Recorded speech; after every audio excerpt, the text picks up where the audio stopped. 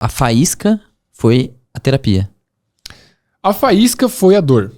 A dor. A faísca foi a dor. Que fez você buscar a terapia? Fez eu buscar alguma coisa. Alguma coisa. Fez eu buscar alguma coisa diferente, né? A terapia, eu acho que conseguiu amolecer várias coisas dentro de mim. Né? Tava rígido ali, tava tipo... Exatamente. Me deu esse espaço, né? Era uma consulta física, né? Você ia lá com uma pessoa, você sentava e você desligava o celular. Tinha que ficar focado. E era no meio do dia, eu fazia terapia 1h da tarde, depois na hora do almoço, assim. E você tinha que ficar lá. E você tinha que entrar em contato com coisas muito desconfortáveis. Então, me ensinou a criar espaços para conversar, para observar, para ouvir e para me ouvir, né? E me ensinou também a lidar com emoções difíceis, né? Colocar para fora emoções difíceis. E emoções difíceis não é só sobre, tipo, vergonha e culpa e medo. Não é só isso, né? A procrastinação é uma emoção difícil. A ansiedade de você achar que você tem que fazer tudo ao mesmo tempo é uma emoção difícil. Você falhar, tentou alguma coisa que você ama muito e falhou, emoção difícil, né? Fracasso. Então, aprender a lidar com isso me possibilitou entender que existia uma saída para a dor que eu estava sentindo. E essa saída era por meio de ação, outra ação, né? Negação de uma coisa que eu estou fazendo e positivação de uma coisa que eu sempre soube que eu gostava, mas tinha uma série de inseguranças sobre, né? Empreendedorismo, insegurança de, que a gente estava falando, de será que eu sou capaz disso? Será que eu consigo? Será que eu vou conseguir me manter? Será que eu vou ser aprovado? Será que eu vou continuar tendo amigos, né? Será que eu vou ter dinheiro suficiente? Todas essas questões vinham à tona. Mas eu queria muito viver essa vida.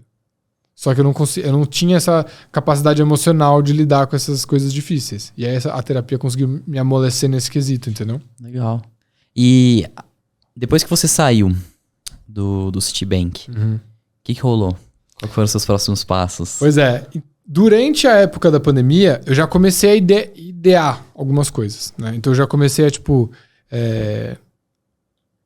sintetizar o que eu tava fazendo da vida. Porque o Neurofood, ele nasceu de uma forma muito orgânica, de coisas que eu tava reestudando, né? E estudando coisas novas, testando em mim um monte de coisa. Durante a pandemia eu fiz umas loucuras, tipo... Eu testei jejuns, né? Eu fiz inúmeros tipos de jejum. Fiz um jejum de 3 dias seguidos uma vez. Testei dietas veganas, dietas cetogênicas. Testei inúmeros suplementos, um monte de coisa, loucura que eu tava explorando. E qual que era o intuito? O intuito era entender o que funciona. Funciona... Funciona da seguinte forma. O que eu entendo como uma dieta útil, né? Uma dieta que funciona. Ou uma rotina que funciona. É uma rotina que você consegue replicar e que tá te trazendo mais energia do que tá tomando. Replicar se diz fazer diariamente. Constantemente, exatamente. Porque os ganhos estão aí, nessa consistência. Né? Os juros compostos de você fazer isso sempre. É igual ir na academia a primeira vez, uma bosta, mas vai um ano inteiro pra você ver. Não acontece nada. Você vai na academia uma vez, não acontece nada. Literalmente, não acontece nada. Só dor. Coisa ruim, né? Exato. É exatamente isso. Acordar cedo, pô, que saco. Comer uma salada, eu podia ter comido hambúrguer. Beleza. Só que faz isso muitas vezes. Né? Todo mundo sabe isso. Só que isso é outra questão, porque isso aí é uma questão de inconsistência temporal. Por que você não vai na academia mesmo sabendo que você deveria ir? Você vai se sentir melhor depois, né? Pô, fui, sensação, endorfinas, que legal, né? Comer saudável. Você nunca se arrepende de comer saudável. Você sempre pode comer o nuggets depois. Você sempre pode comer batata frita em outra ocasião. Você comeu saudável, você seguiu o plano, né? Você vai se sentir melhor. E as pessoas sabem isso e não fazem. Por quê? Porque a consequência de não fazer tá muito lá na frente. Tá muito longo prazo. É uma inconsistência temporal, né?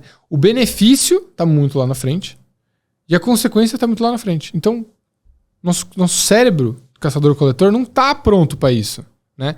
Então a gente precisa reformular esse hardware, né? Mas voltando então para os próximos passos, eu estava trabalhando, testando essas coisas, testando tudo isso e lendo muito, né? Lendo a literatura para saber o que testar.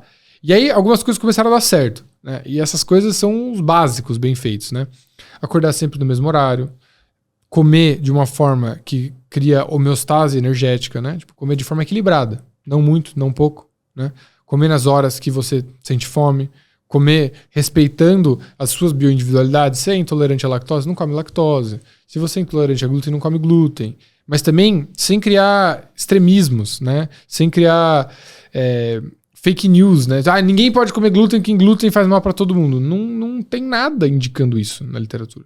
Tem nada que consiga definitivamente, sem sombra de dúvida, provar uma coisa dessa. Só porque tá na embalagem não contém glúten, não quer dizer que... Isso é só porque, para quem é celíaco, é muito perigoso, né? Uhum. Por isso que tem essa questão. Mas eu olho para aquilo e falo, puta, glúten faz mal. Pois tipo, é. É essa a Pois percepção. é. E aí, isso é toda uma discussão também, né? De como que a indústria alimentícia faz vários desserviços pra gente. Muitos.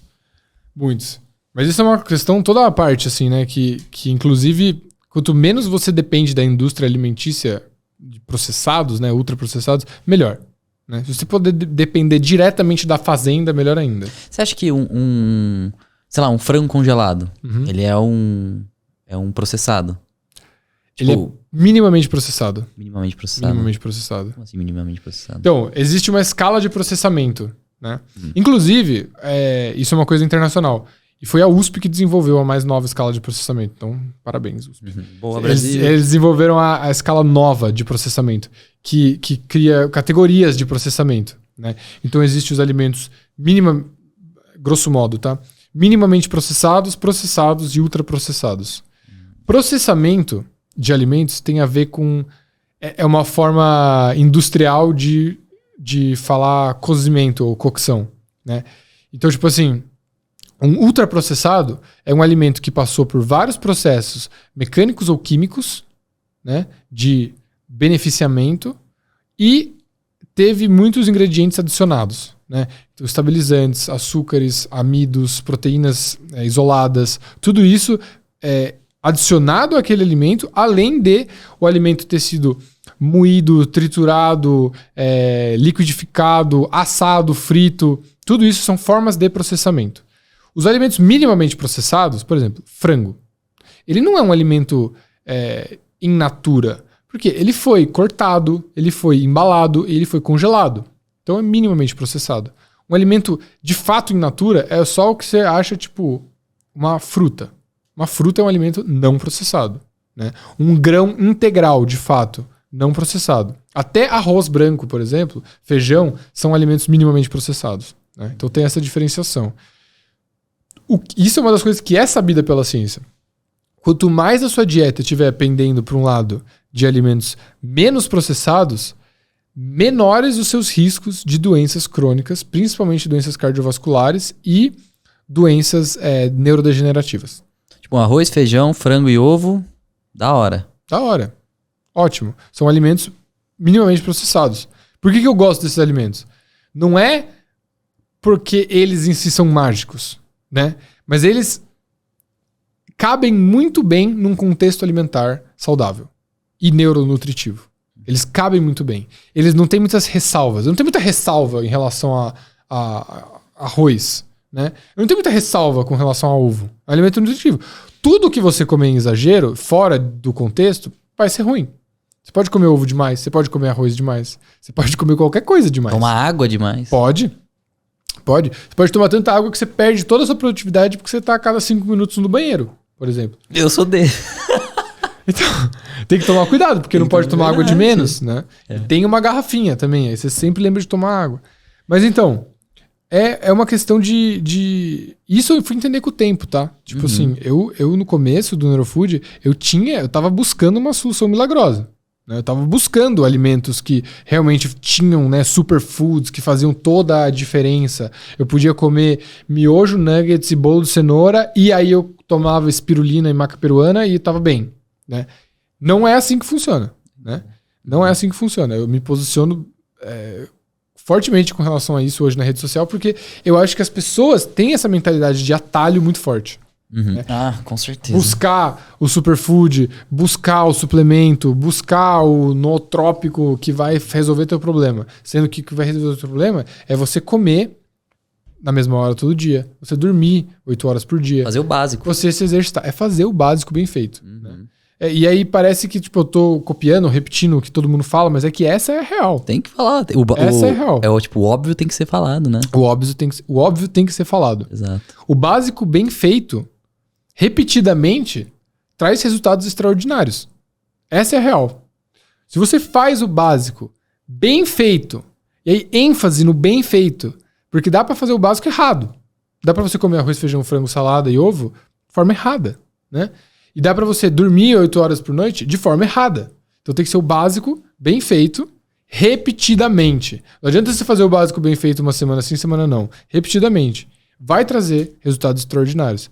Tem uma frase de um cara que eu não lembro quem é, não lembro onde eu vi, que ele falou assim: se você é capaz de esperar 1 ano para ter resultado fazendo qualquer coisa, você tá acima do 1%. Se você é capaz de fazer uma coisa consistentemente por 1 ano sem ver resultado, você tá acima de 99% de todas as pessoas. Porque você já desvencilhou o imediatismo da sua proposta. E isso é um diferencial enorme. E serve pra muita coisa, né? Serve pra tudo. O exemplo prático aqui, empresa. Empresa. Exatamente. Se você é capaz de produzir conteúdo consistentemente por 1 ano, sem esperar resultado nenhum, não fica checando seus seguidores, não fica checando seus likes, não fica checando nada, você vai ter resultados extraordinários. A não ser que seu conteúdo seja completamente intragável. Inclusive, pode ser tão intragável que vire sensacional, né? Acontece isso, né? Uhum. Acontece isso. Você vai ter resultados.